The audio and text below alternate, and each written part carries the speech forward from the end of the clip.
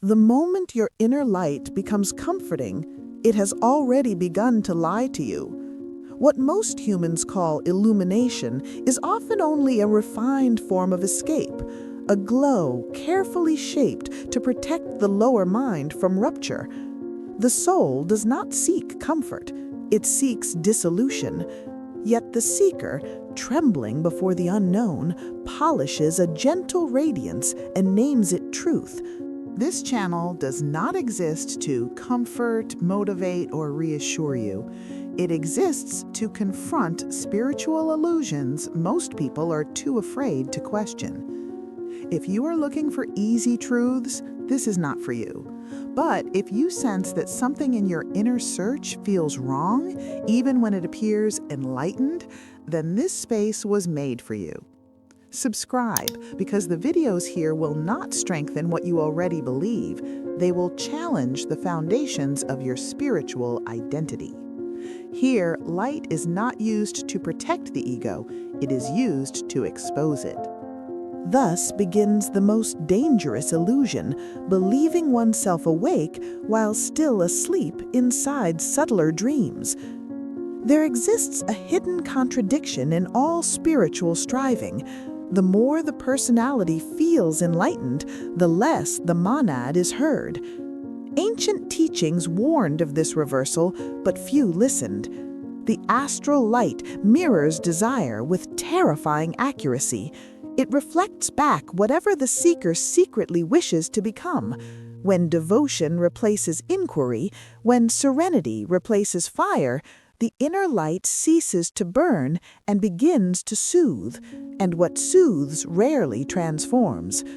Something ancient watches quietly at this threshold, neither benevolent nor cruel, simply precise. It allows the illusion to grow until it collapses under its own weight. An old theosophical account speaks of a disciple who entered the inner planes seeking the voice of the silence.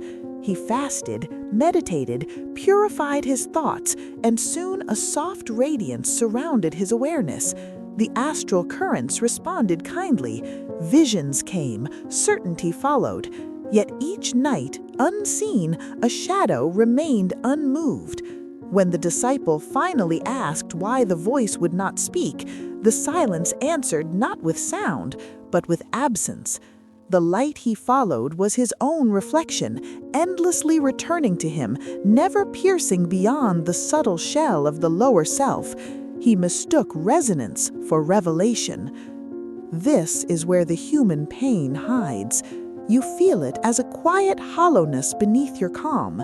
You speak of peace, yet something inside remains untouched.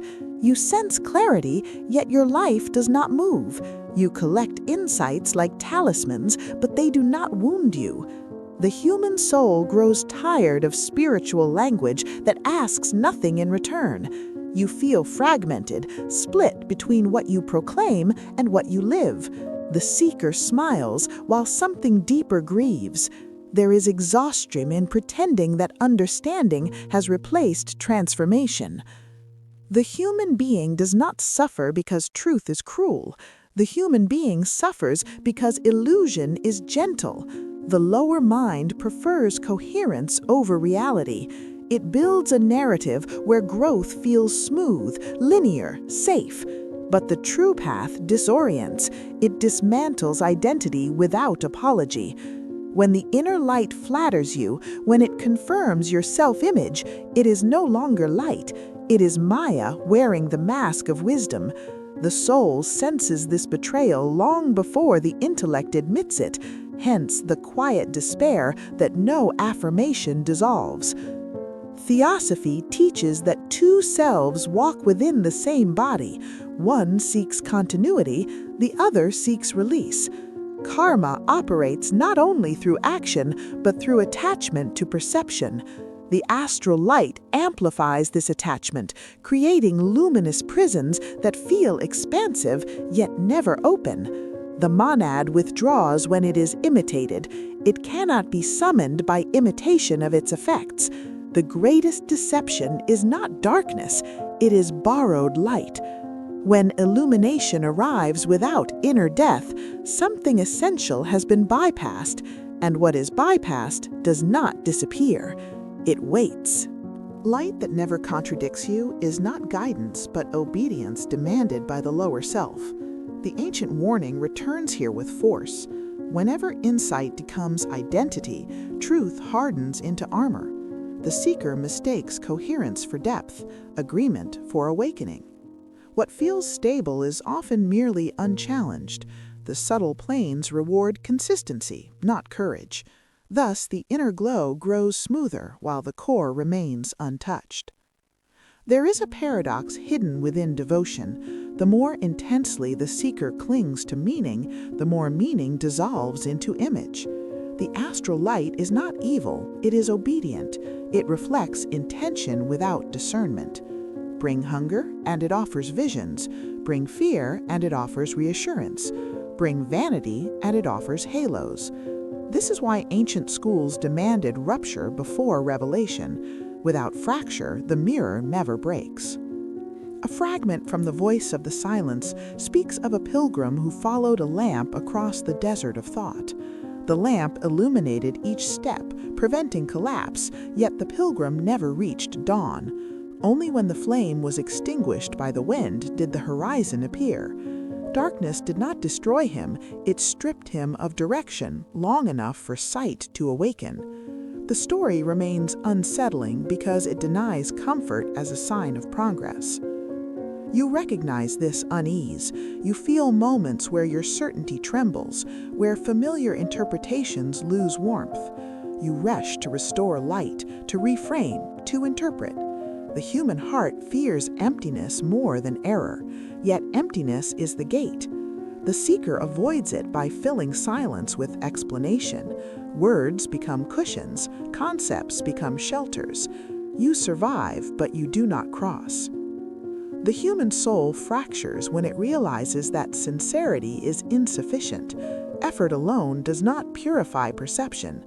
There exists a deeper obedience, not to belief, but to truth that resists possession.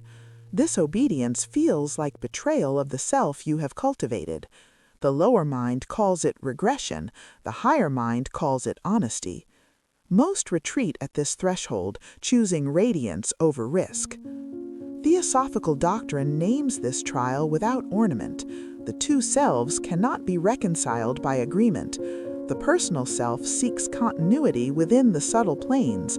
The higher self demands surrender beyond them. Karma tightens where self-deception persists.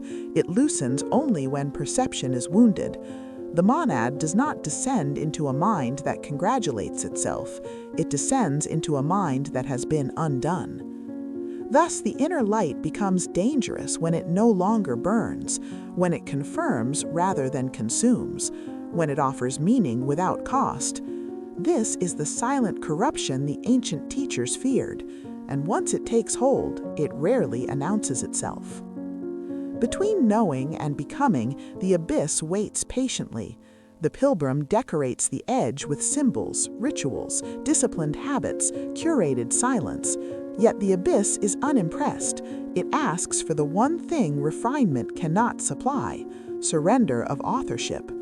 When guidance feels authored by you, it is not guidance. When insight agrees too quickly, it has already negotiated. The ancient path demands the courage to be wrong, to be stripped of narrative, to endure intervals where no light answers back. In those intervals, the lower self panics, naming the void failure.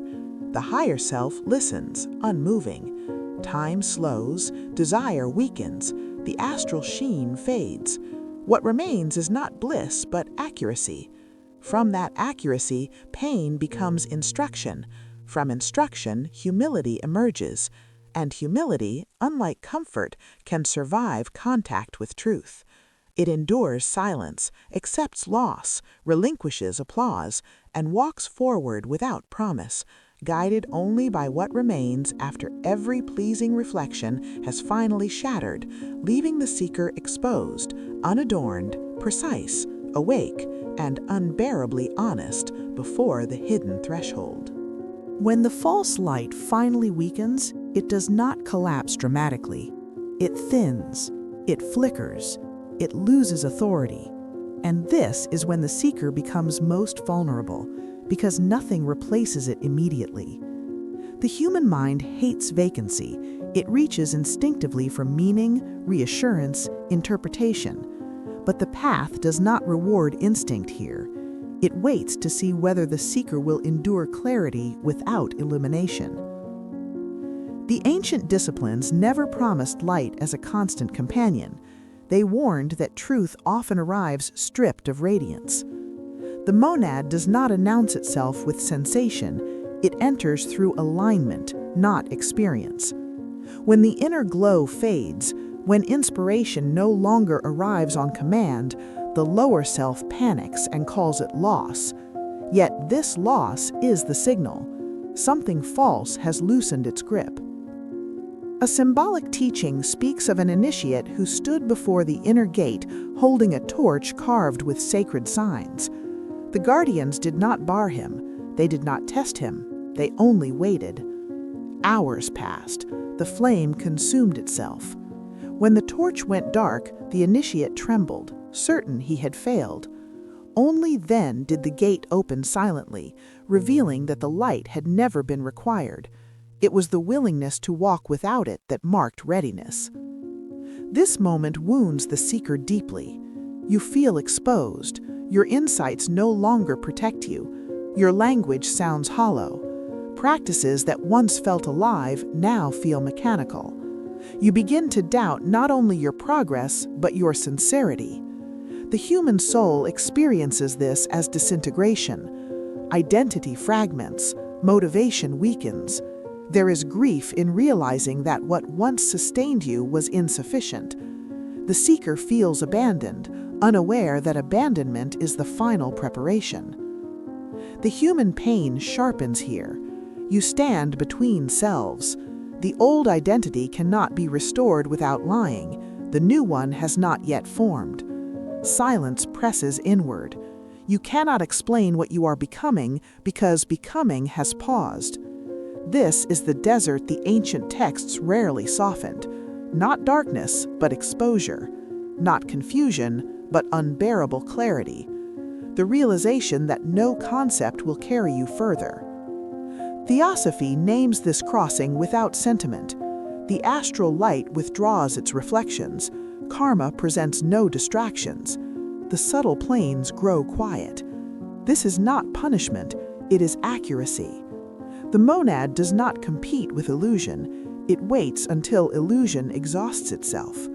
Only then can alignment occur, not through vision, but through stripping, not through affirmation, but through relinquishment.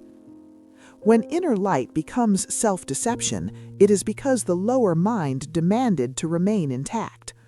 When the deception dissolves, the lower mind feels threatened. It resists. It offers new interpretations, subtler philosophies, refined humility. But truth does not negotiate. It arrives when resistance ends. This arrival is silent, almost anticlimactic. No surge, no certainty, only a steadiness that cannot be appropriated.